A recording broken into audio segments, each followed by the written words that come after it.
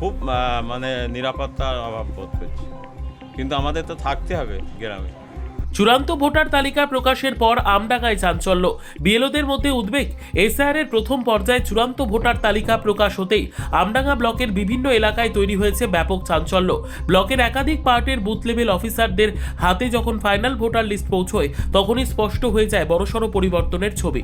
অভিযোগ, কোনো কোনো পার্ট থেকে প্রায় 500 জন, আবার কোথাও 600 জন পর্যন্ত ভোটারের নাম বাদ পড়েছে। এই বিপুল সংখ্যক নাম বাদ যাওয়ায় ঘটনার গ্রামাঞ্চলে বাড়ছে অসন্তোষ। স্বাভাবিকভাবেই প্রশ্ন উঠছে কিভাবে এবং কোন ভিত্তিতে এই নামগুলি বাদ দেওয়া হলো।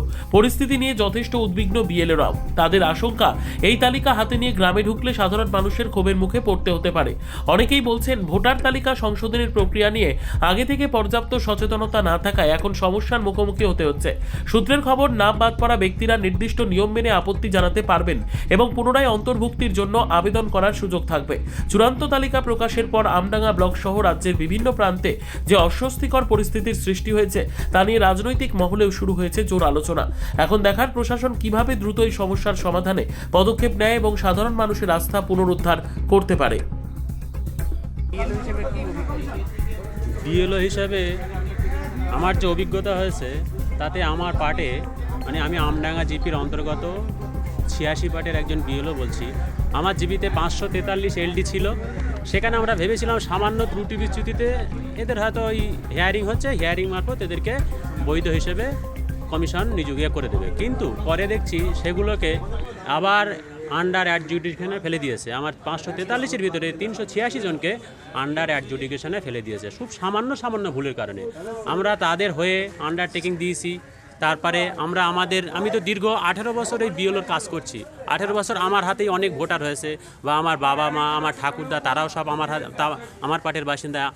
এমনকি আমার বাবাকেও 2002 সালে আমার বাবা ভোটার ছিল, তা সত্ত্বেও আমার বাবাকে আন্ডার অ্যাডজুডিকেশনে ফেলে দিয়েছে। আমার বাবা সামান্য একটু নামের ভুল ছিল, 2002 সালে একরকম নাম ছিল, এখন চেঞ্জ করে একটু অন্য নাম হয়ে গেছে। এটা তো হতেই পারে, বিভিন্ন ক্ষেপে মানে বিভিন্ন স্টেজে মানুষ নাম পরিবর্তন করেছে, স্পেলিং বা টাইটেল বিভিন্ন ধরনের ব্যাপার নিয়ে মানুষ পরিবর্তন করেছে, সেগুলোকেও কিন্তু হিয়ারিং যাদের ছিল এলডি, ধরুন আমার বুথে আমি আমডাঙ্গা 102 চণ্ডীগড় অঞ্চলে 46 নম্বর পার্টের বিএলও, আমার বুথে 1230 ভোটার ছিল। তাদের হিয়ারিং হয়েছিল 550 মতো। 200 যাদের টুকটাক ভুলের জন্য তাদের ইজি হয়ে গেছে, কিন্তু আর 350 আন্ডার জুডিকেশনে ফেলে দিয়েছে। আমি নিজে স্বয়ং বিএলও হয়েও আমার অ্যাডমিট, মার্কশিট, সার্টিফিকেট, তা সত্ত্বেও আমার আন্ডার জুডিকেশনে আমি আছি।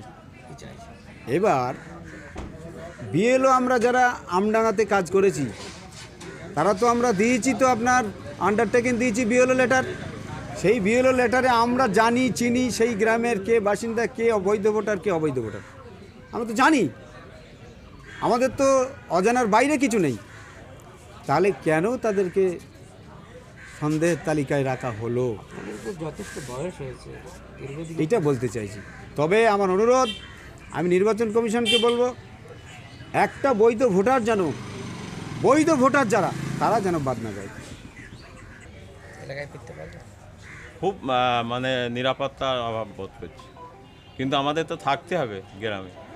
এই যে নাম, যে যারা বিচারাধীন আছে, কিছু নাম বাদ গেছে, এই যে আপনারা এখন এই যে লিস্টটা হাতে পেয়েছেন, নতুন যে লিস্ট, ফ্রেশ লিস্টটা, এলাকায় ফিরতে কি মনে হচ্ছে? শোনেন, এই আকাশ মুখার্জি 711 সিরিয়াল, হেয়ারিংয়ে ওর জন্ম সার্টিফিকেট সব দিয়েছে, বৈধ কাগজপত্র, তাকে ডিলিট করে দিয়েছে। এই দেখেন, কি চাইছেন আপনারা? আমরা চাচ্ছি বৈধ ভোটারকে অন্তর্ভুক্ত করা হোক। কোনো জায়গায় কি মনে এলাকায় ঢুকতে কি বাধা? অবশ্যই, পাবলিক তো ক্যাম্প করে আসে, মারবে কিনা বলতে পারবে না। এলাকায় ঢুকলে চিন্তায় আছে, অবশ্যই অসুবিধা তো হবেই। নিরাপত্তা চাইছে। নিরাপত্তা দিয়ে কি হবে? পাবলিকই হচ্ছে নিরাপত্তা দেবে।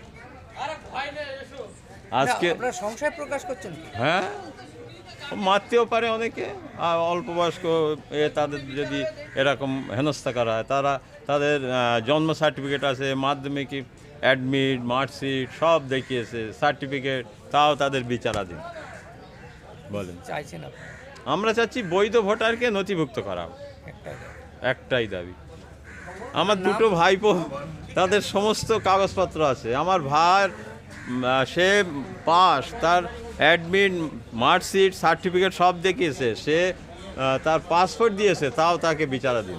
অকারণে এই তো আমার হাতে লিস্ট, আমার নিজের ভাই, ছোট ভাই। কি চাইছেন? চাইছি একটাই দাবি, বৈধ ভোটারকে নথিভুক্ত করা হোক। মানে বৈধ ভোটারদের নাম বাদ দেওয়া হয়েছে? অবশ্যই, এই তো সব বৈধ ভোটার। এরা অন্য কোনো দেশের নয়, মানে যুগ যুগ ধরে আমাদের গ্রামের বাসিন্দা। তারপরে বাদ দেওয়া হয়েছে। তাদের এই যে বাদ মানে বিচারাধীন, বাদ দিতেও পারে। কি নাম আপনার? কোন পার্টির বিয়ে?